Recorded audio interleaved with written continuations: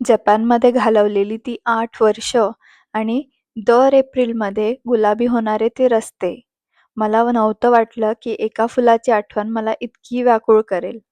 जपानमध्ये साकुरा म्हणजे फक्त ऋतू बदलणं नाहीये.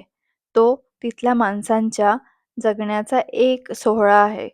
मला आठवतंय टोकियोच्या हवेत जेव्हा साकुराचा पहिला सुगंध दरवळायचा, तेव्हा धावपळ करणारं ते शहर जणू एका क्षणासाठी थबकायचं. 8 वर्ष माझ्या कॅलेंडरवर हानामीसाठी एक खास जागा होती. ते उएनो पार्कमधले फेरफटके किंवा मेगुरो नदीच्या काठावरची ती गर्दी.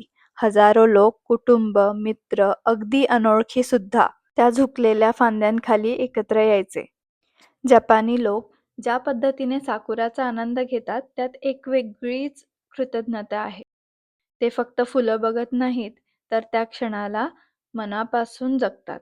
आणि जेव्हा तो फुलांचा पाऊस पडायचा, जणू जमिनीवर गुलाबी बर्फाची चादर पसरायची. आता अमेरिकेत आल्यावर एप्रिलचा महिना तोच आहे, पण ती भावना नाही. इथली झाडं सुंदर आहेत, पण त्यात तो साकुराचा आत्मा नाहीये.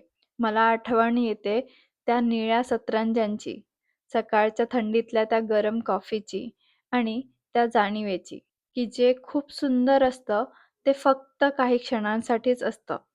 लोक म्हणतात, साकुरा म्हणजे आयुष्याचं क्षणभंगुरपण. पण त्या एका क्षणाची किंमत मला आज सातासमुद्रापार आल्यावर समजतीये. जर तुमचंही मन दुसऱ्या एखाद्या देशात गुंतलं असेल, तर ही रील नक्की सेव्ह करा आणि कमेंट्समध्ये सांगा तुमच्या घरापासून लांब आल्यावर सर्वात जास्त काय मिस करताय ते. आणि हो, फॉलो करायला विसरू नका बरं का.